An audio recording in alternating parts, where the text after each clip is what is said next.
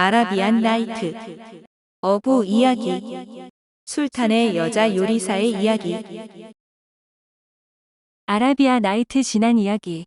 강에서 고기를 잡다가 청동 항아리를 건진 어부는 그 속에서 나온 정령으로부터 목숨의 위협을 받는데 기지를 발휘해 정령을 다시 항아리 속으로 들어가도록 만들고 정령에게 의원 두반의 이야기를 해줍니다. 페르시아의 그리스인 왕이 심한 나병에 걸려 죽게 생겼을 때 의원 두반이 찾아와 놀라운 치료법으로 왕을 완치시키고 이에 왕은 두반에게 최고의 대접을 해주면서 측근에 두게 됩니다. 이런 두반의 총애를 시기한 그 나라의 재상이 왕에게 두반을 모함하지만 왕은 부인의 부정을 남편에게 일르는 앵못의 이야기를 해주면서 자신은 절대로 그런 짓을 하지 않을 것이라고 합니다. 그러나 재상은 왕자를 잘못 안내해 죽을 위기에 처하도록 해서 처형을 받은 재상 이야기를 해주고 왕은 그 말에 혹해 결국 두반의 목을 자르는데 두반은 죽으면서 왕에게 진상한 책에 독을 묻혀 왕도 같이 죽도록 합니다.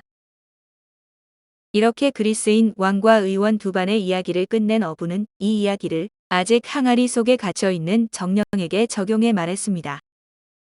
정령 이놈아, 내가 그렇게 애원할 때 조금만 마음을 돌려 나를 용서해 주었더라면 지금 난 내 놈의 처지를 불쌍하게 여겼을 거야. 하지만 내 놈은 내게 엄청난 은혜를 입었음에도 불구하고 나를 죽이겠다는 고집을 꺾지 않았지. 나는 너를 이 항아리 속에 가둔 채 바닷속에다 던져버려 이 세상이 끝날 때까지 내 생명을 쓸모없는 것으로 만들어버리겠어. 이게 내가 내 놈에게 해주고 싶은 복수야. 그러자 정령은 제발 그런 잔인한 짓을랑 하지 말아달라며 옛날에 인마가 아테카를 다룬 것처럼 자기를 다루지 말라고 하자 어부는 인마가 아테카에게 어떻게 했냐고 물었습니다. 정령은 그것이 알고 싶으면 비좁은 병 속에 갇혀서 얘기해줄 기분이 안 드니 자기를 좀 꺼내달라고 하지만 어부는 코웃음치며 항아리를 밑바닥에 던져버리겠다고 했습니다. 정령이 다급하게 절대 해치지 않을 것이고 큰 부자가 될 수 있는 방법을 가르쳐주겠다고 하자 가난에서 벗어날 수 있다는 희망의 마음이 약해져 하느님의 위대한 이름으로 지키겠다고 맹세를 하라고 했습니다. 정령이 시키는 대로 하자 항아리 뚜껑을 열어주었고 정령은 자신의 모습을 되찾았는데 항아리에서 빠져나오자마자 정령은 항아리를 발로 차서 바닷속으로 날려버렸습니다. 이 행동에 겁을 먹은 어부가 맹세를 지키지 않을 생각이냐고 하자 정령은 크게 웃으면서 어부가 놀라는 모습을 보려고 장난삼아 해본 것이라며 어부에게 그물을 들고 자기를 따라오라고 했습니다. 어부는 반신반의하는 심정으로 그물을 어깨에 걸머쥐고 그의 뒤를 따라갔고 도시를 지나쳐 큰 산을 넘어 넓은 들판에 이르렀는데 들판을 따라 한참 걸어가니 4개의 작은 산 사이에 커다란 연못이 나타났습니다. 연못가에 이르자 어부에게 그물을 던져 고기를 잡으라고 했는데 연못 속에는 엄청난 물고기들이 있었고 어부를 더 놀라게 한 것은 물고기들이 흰색, 붉은색, 파란색, 노란색 등 4가지의 색깔을 띠고 있었던 것입니다. 어부는 그물을 던지니 각기 다른 색깔의 물고기 4마리가 잡혀 있었는데 찬탄을 거듭하던 어부는 이것들을 팔면 상당한 돈을 받을 수 있을 거라 생각하니 기쁨을 금할 수 없었습니다. 그러자 정령이 이 물고기들을 가져다가 술탄에게 보여주면 평생 만져본 돈보다 더 많은 액수의 돈을 받게 될 것이며 매일 이 연못에서 고기를 잡아도 되지만 하루에 한 번 이상 그물을 던져서는 안 된다고 했습니다.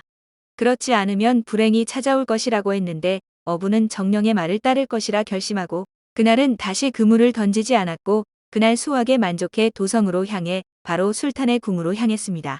어부가 바친 4마리의 물고기를 본 술탄은 너무 놀라 한 마리씩 차례로 집어들어 주의 깊게 살펴보면서 오래 감상한 후 대제상에게 그리스 황제가 보내준 솜씨 좋은 여자 요리사에게 물고기들을 갖다 주라고 했습니다. 제상은 직접 물고기들을 갖다 요리사에게 맡기며 잘 요리를 하라고 했고 술탄은 제상에게 금화 400개를 어부에게 하사하라고 분부했는데 어부로서는 이것이 꿈인가 생시인가 하는 심정이었습니다. 한편 술탄의 여자 요리사는 제상에게 받은 물고기를 깨끗이 씻은 후 튀기기 위해 기름을 두른 냄비에 넣고 불 위에 올려놓았는데 한쪽이 충분히 익었다고 생각해 반대편으로 뒤집자 놀라운 일이 일어났습니다. 물고기들을 뒤집자마자 부엌의 벽이 쫙 벌어지더니 황홀한 미모와 늘씬한 몸매의 귀부인 한 명이 걸어나왔는데 이집트식 꽃무늬 비단 옷을 입고 손에는 도금양 나무로 만든 지팡이를 들고 있었습니다. 이 광경을 본 요리사는 너무도 놀라 눈만 휘둥그레 뜬 채 돌처럼 굳어 있었는데 귀부인이 냄비 쪽으로 다가가 막대기 끝으로 물고기 중 한 마리를 탁탁 치면서 이렇게 말하는 것이었습니다. 물고기야, 물고기야. 너의 의무를 잊지 않고 있겠지? 그럼요. 그럼요. 부인께서 계산하면 우리도 계산하겠습니다. 부인께서 부인의 빚을 갚으면 우리도 우리 빚을 갚겠습니다. 부인께서 도망가면 우리는 이기는 것이고 기쁠 것입니다. 물고기들이 말을 마치자마자 귀부인은 냄비를 엎어버리고 벽으로 들어가 버렸고 요리사가 겨우 정신을 차려 불 위에 물고기들을 집으러 달려갔지만 새카맣게 타버려서 술탄의 상에 올릴 수 없었습니다. 요리사의 비통함이란 말할 수 없었고 자기가 본 것을 술탄에게 말해봤자 믿지 않을 것이 뻔해 괴로워하고 있는데 대제상이 들어와 물고기 요리가 준비되었느냐고 물었습니다. 그녀는 일어난 일을 이야기하자 제상은 크게 놀랐는데 술탄에게는 이 사실을 솔직히 고하지 않고 핑계를 대어 그날은 적당히 넘어갔고 어부를 불러 가져왔던 것과 같은 물고기 4마리를 더 갖다 달라고 했습니다.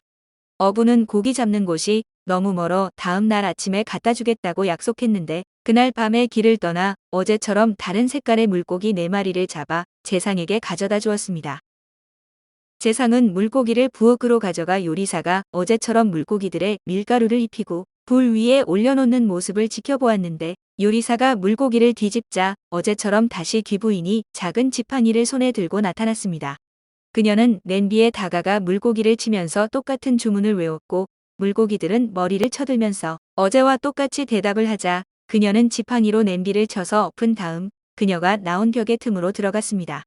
이 모든 광경을 직접 목격한 제상은 술탄에게 감추기에는 너무도 놀랍고 기이한 일이라 즉시 술탄을 찾아가 자기가 본 것을 보고했는데 당근 놀란 술탄은 다시 어부에게 물고기 4마리를 다시 가져다 달라고 했습니다. 어부는 사흘에 말미를 준다면 원하는 것을 갖다 주겠노라고 대답했는데 술탄이 허락하자 3번째로 연못에 갔고 이번에도 전처럼 좋은 결과를 얻을 수 있었습니다. 어부는 잡은 물고기를 즉시 술탄에게 갖다 주었고 술탄은 크게 기뻐하며 어부에게 금화 400개를 하사했는데 술탄은 요리에 필요한 모든 것을 그의 사실로 옮긴 후 이번엔 대제상이 요리를 하도록 했습니다. 제상은 물고기들을 냄비에 넣어 불 위에 올려놓았고 곧 반대편으로 뒤집었는데 집무실의 벽이 열리면서 이번에는 젊은 귀부인 대신 흑인이 하나 나와 귀부인과 동일하게 말하며 물고기를 엎어버렸습니다. 노예 복장을 하고 있는 이 흑인은 키와 덩치가 어마어마했고 손에는 커다란 몽둥이를 하나 들고 있었는데 귀부인과 동일하게 물고기들과 대화를 한 후 오만한 태도로 벽에 난 틈 속으로 들어갔습니다. 술탄은 이 광경을 보니 물고기들은 기이한 사연을 숨기고 있는 것 같은데 그것을 꼭 알아내고 싶다고 제상에게 말했고 어부를 불러와 자기 마음을 심히 뒤숭숭하게 만드는 물고기들을 어디서 잡았냐고 물었습니다. 어부는 저기 보이는 산 너머에 4개의 작은 산이 있는데 그 산들 사이에 있는 한 연못에서 잡았다고 했는데 제상은 40년 동안 이 지역을 사냥 다녔지만 연못에 대해 들어본 적이 없다고 했습니다. 술탄은 어부에게 연못이 그의 궁전에서 얼마나 떨어져 있는지 물었고 어부가 걸어서 3시간이면 충분하다고 대답하자 술탄은 신하들에게 모두 말에 오르라고 명해 어부를 안내자 삼아 길을 떠났습니다. 그들은 모두 산에 올랐고 정상을 넘어 내려오자 깜짝 놀랐는데 지금껏 아무도 알지 못했던 넓은 평야가 펼쳐 있었기 때문으로 마침내 그들은 연못에 도착해 물고기들을 보게 되었습니다. 그리고 동행한 왕족들과 신하들에게 도성에서 그리 멀리 떨어지지 않은 곳에 이런 연못이 있다는 사실을 어떻게 지금껏 아무도 모를 수 있었냐고 물었지만 사람들은 이 연못에 대해 들어본 적도 없다고 대답했습니다.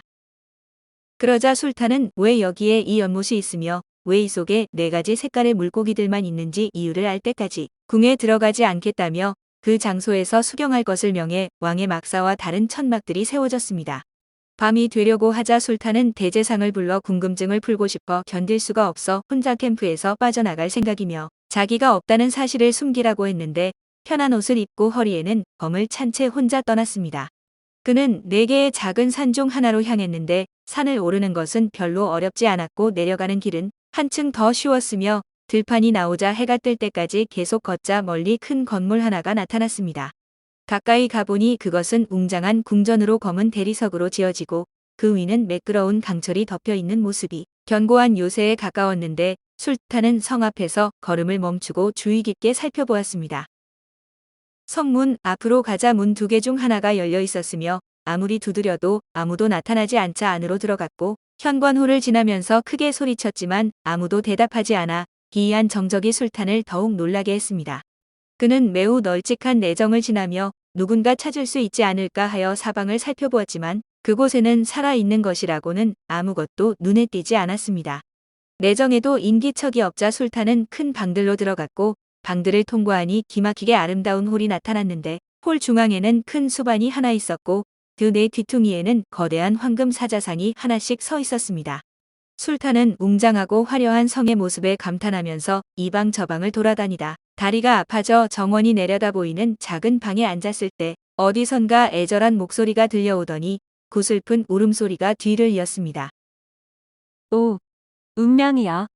나로 하여금 행복한 세월을 오래 누리도록 놔두지 않고 이 세상에서 가장 불행한 인간으로 만든 그대여. 나를 이제 그만 좀 괴롭혀다오. 그리고 이 모든 고통이 끝나게끔 나를 빨리 죽여다오. 아, 이 모든 고통을 겪어도 아직도 이렇게 살아있는 게 가능하단 말인가?